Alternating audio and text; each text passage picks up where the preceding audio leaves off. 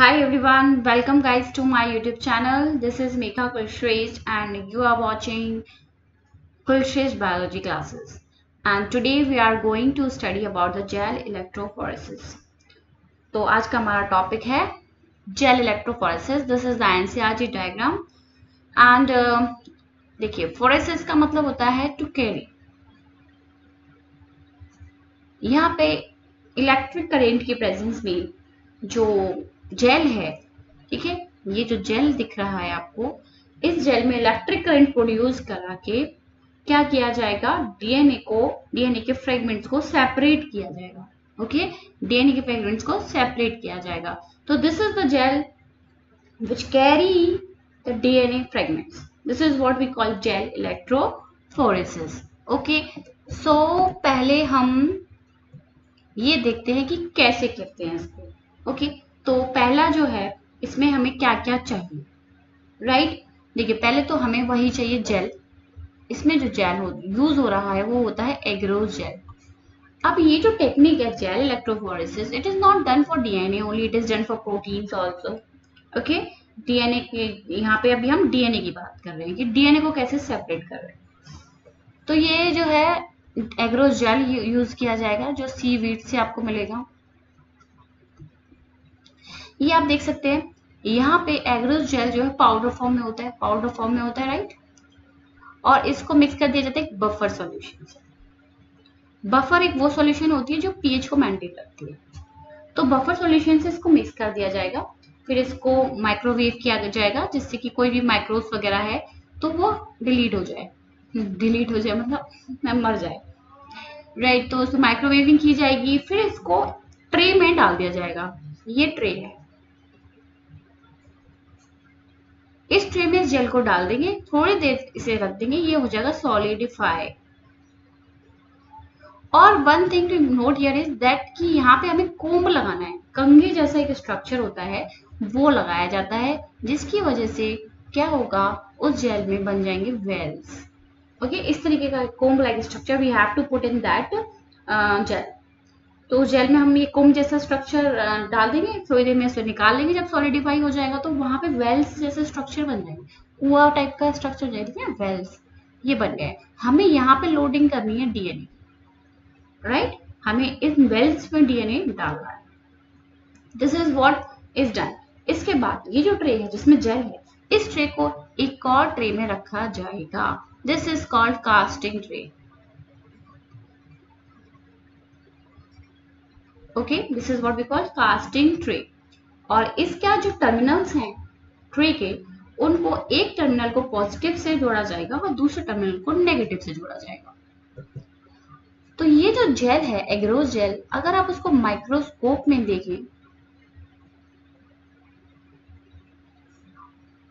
तो आपको इस तरीके के मैश लाइक स्ट्रक्चर दिखेगा। मतलब आपको इसमें दिख रहा है जाली जैसा स्ट्रक्चर है जिसमें से डीएनए के फ्रेगमेंट्स निकल के भागेंगे, रन करेंगे।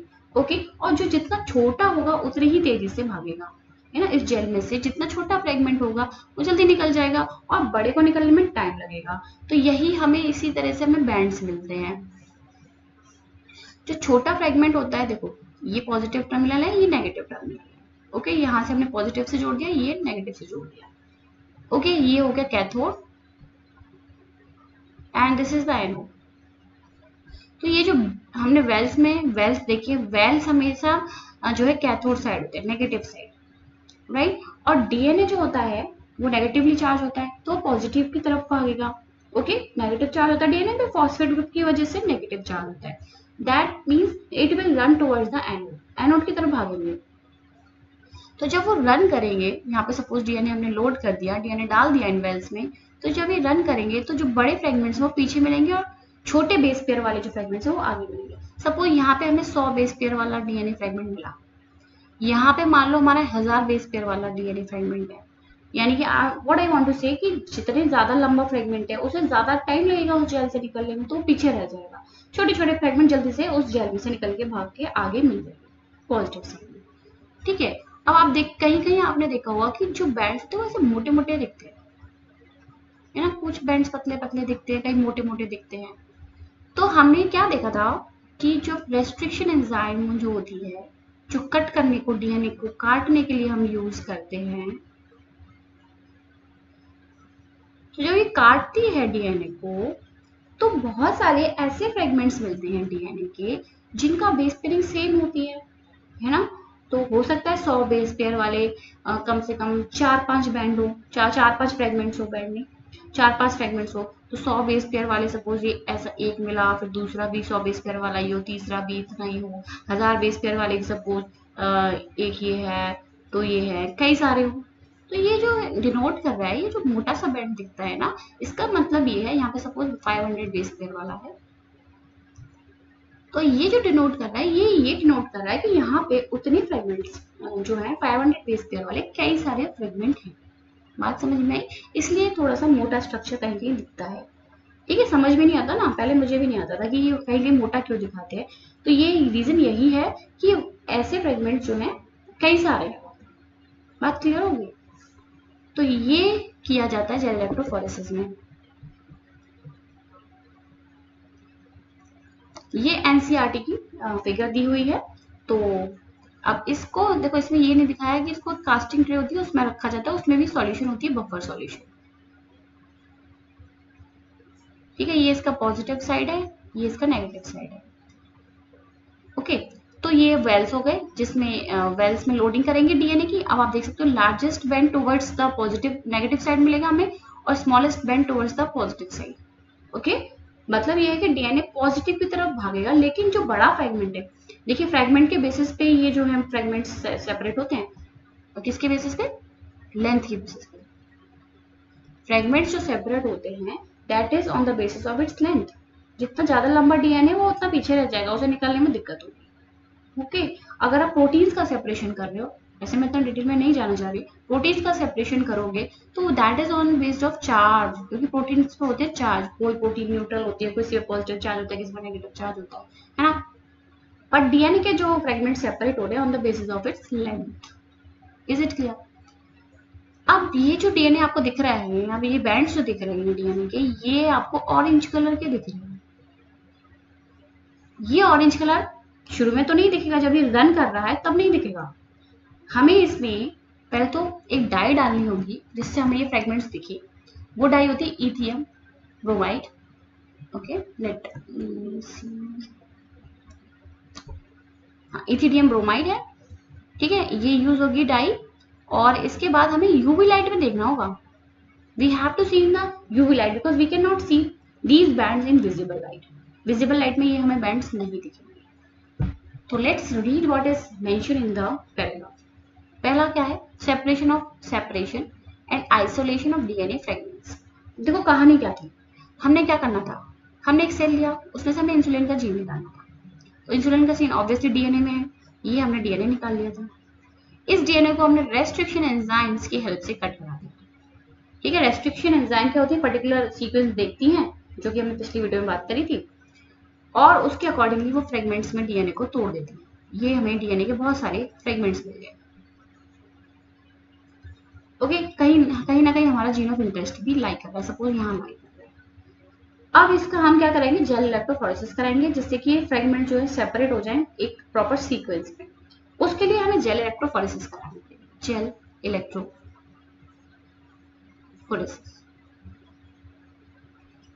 Okay, and in this way we will get our gene of interest. हम अपने जीन ऑफ इंटरेस्ट को निकालेंगे, प्यूरिफाई करेंगे, और उसकी मिलियंस ऑफ कॉपीज बनवाएंगे, बहुत सारी। एक से काम नहीं चलेगा ना, पीसीआर टेक्निक यूज करेंगे, वो हम आगे पढ़ेंगे।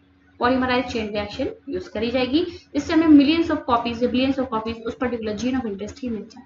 हमारा जीन ऑफ इंटरेस्ट समझ गए ना, कि जो हमें काम कराना है, जो हमें एंजाइम चाहिए या जो हमें प्रोटीन चाहिए, वो हमारा जीन ऑफ इंटरेस्ट हो गया ना।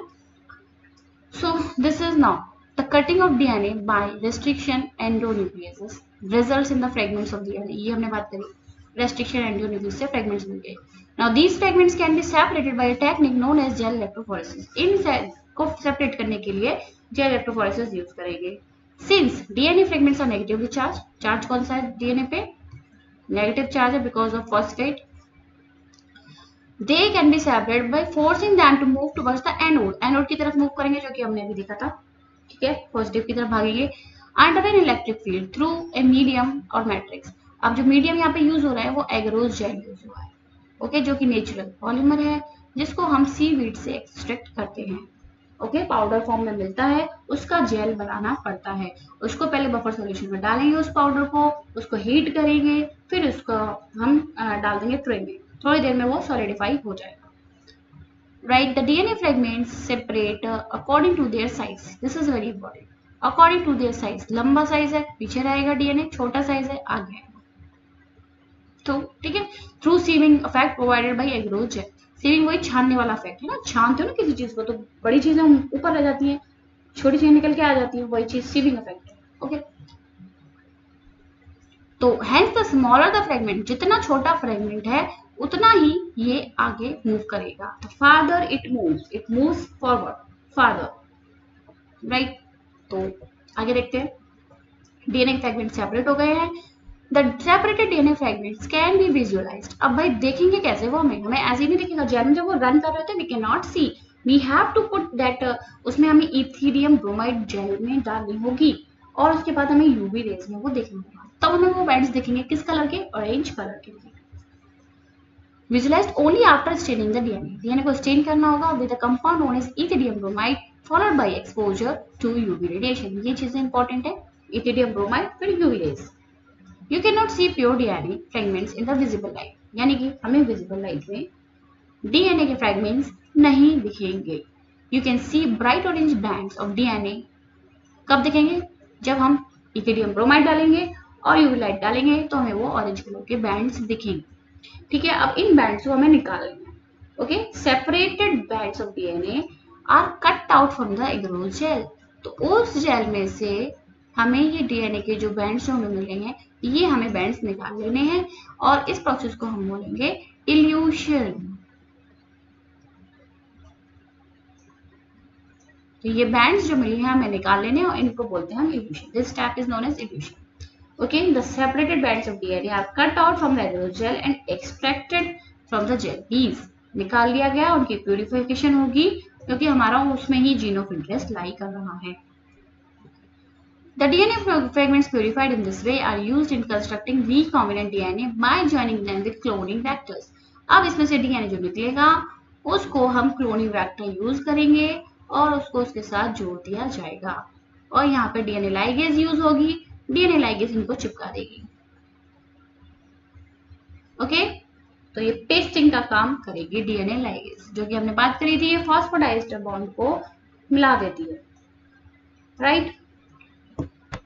अब हम एक वीडियो देख लेते हैं, ये है वीडियो। इसमें देखिए फादर गप्पी, गप्पी पापा, गप्पी मम्मी, गप्पी बेबी, तीनों का डीएनए है, तीनों का डीएनए अलग अलग वेल्स में डाल दिया गया है, ठीक है। उनके फ्रेगमेंट्स पहले तो इलेक्ट्रिसिटी एंजाइम से उनके फ्रेगमेंट्स कटवाए होंगे, फिर उनको इसमें वेल्स में डाल दिया, ओके। गप्पी फादर का डीएनए, मदर का और बेबी का। अब ये देखेंगे आप कैसे जेल में ये जो फ्रेगमेंट्स हैं ये भागते हैं, ठीक है। चलिए देखते हैं,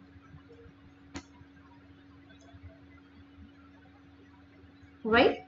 So you can see the longer fragments remain here and the shorter fragments move farther. वो यहाँ मिला है ना, यही हुआ। फिर से देख लेते हैं, पहले तो ये देखिए अब ये माइक्रोपिपेट्स होती है, जैसे आपको इतना डिटेल में जाने की जरूरत नहीं है, माइक्रोपिपेट्स होती हैं, उससे लोडिंग की जाती है, डीएनए को वेल्स में डाला जाता है, ओके। ये डाल दिया गया है डीएनए, इसके बाद क्या हो रहा है, ये आप देखिए कैसे, जैसे ही आप चार्ज इस पे, जैसे ही आप इनको कनेक्ट कर देंगे, इलेक्ट्रिसिटी आएगी, इसमें करंट आएगा, तो ये पॉजिटिव टर्मिनल यहाँ होता है, ये नेगेटिव टर्मिनल होता है, ये याद रखेंगे, है ना। पॉजिटिव की तरफ ये कैसे भाग रहे हैं, तो ये भाई बच्चा है, बेबी गप्पी है, बेबी गप्पी का डीएनए मम्मी पापा से मैच होना चाहिए। तो आप देख सकते हैं कि क्योंकि एक क्रोमोसोम हमारे में मम्मी से आता है तो एक क्रोमोसोम हमारे पापा से आता है, ऑब्वियसली हमारा डीएनए जो है मम्मी पापा से मिलता हुआ होगा। तो आप देख सकते हैं कैसे इसके फ्रेगमेंट्स जो है मिल रहे हैं, मदर से भी फादर से भी। I hope I am very clear with gel electrophoresis. If still you have any doubt, you can write in the comment box. ठीक है। Or please subscribe to my channel. I am working hard for you all just to make you clear each and every topic, and hit the bell icon so you will get the updates. Thank you.